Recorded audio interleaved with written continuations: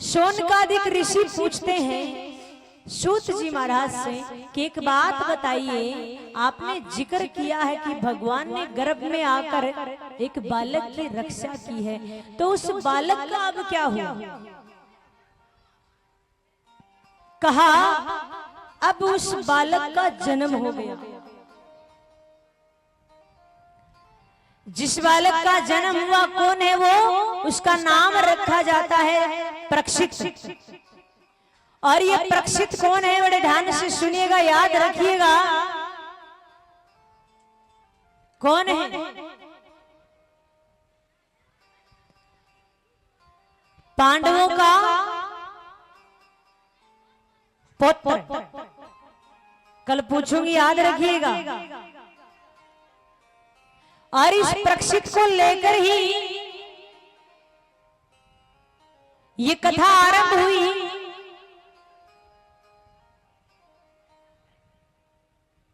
जो आज हम सब सुन रहे हैं। 7 दिन के अंदर राजा प्रक्षित का कल्याण हुआ।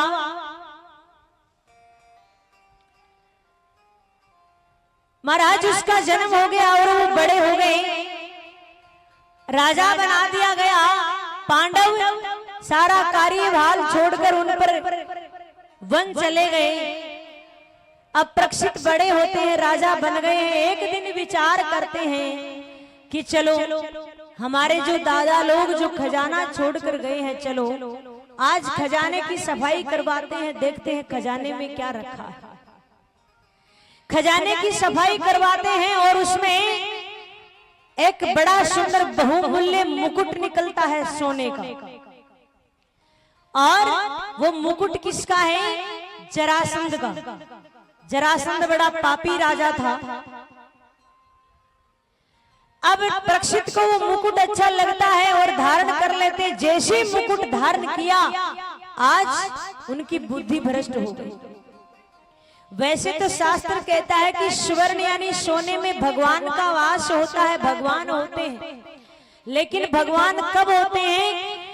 जो सोना अपनी मेहनत से कमाया हो, जो सोना अपनी मेहनत की कमाई का हो, उसमें भगवान वास करते हैं। लेकिन किसी से छीना हो, किसी के हक का हो, उसमें कलयुग विराजता है।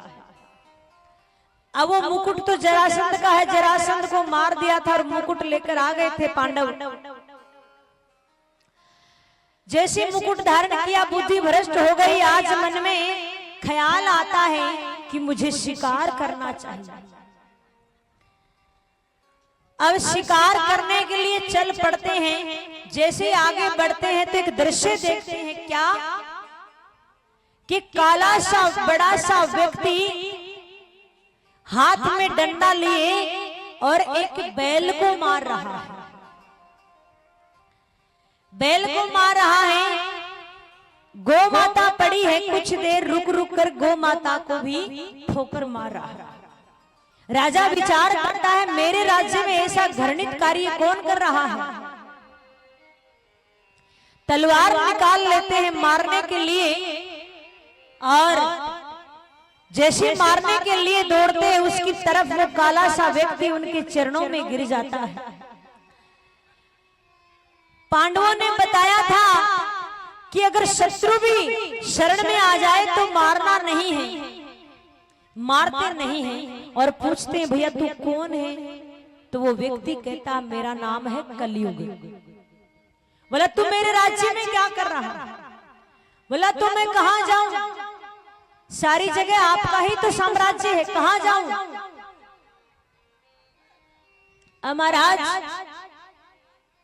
बोला, तुम वहां जाइए जहां पर जुआ खेला जाता हो, और तुम वहां पर जाइए जहां पर झूठ बोला जाता हो। तुम वहां पर जाइए जहां पर मदिरा पान किया जाता हो। तुम वहां पर जाइए जहां पर स्त्रियों का संग किया जाता हो। कलयुग मन में विचार करता है, ये 4 प्लेटफॉर्म तो मैंने पहले से ले रखे।